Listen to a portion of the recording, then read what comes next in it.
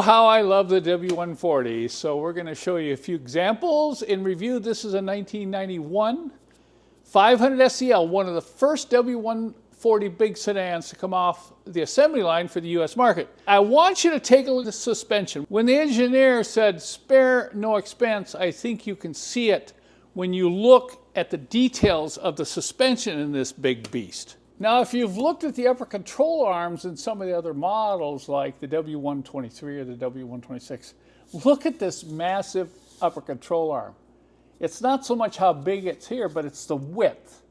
It's from here to here in the long pin running through, which is going to limit lateral movement this way.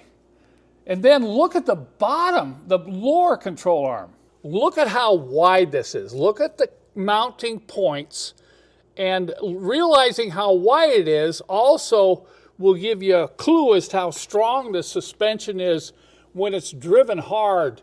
But every piece in the suspension is big and beefy.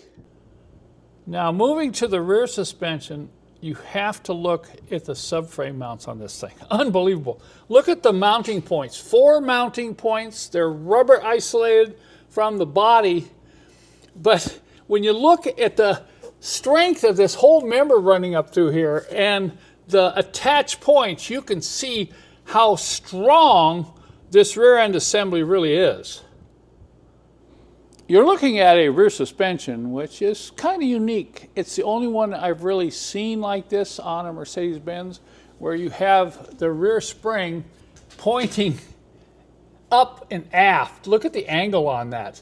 This here is a hydraulic strut for the rear self-leveling suspension in the W140, and then look at the multiple links on this independent rear suspension and the sway bar. Everything is overbuilt. So this is a pretty good example when they said, hey, you guys, let's build this car and spare no expense.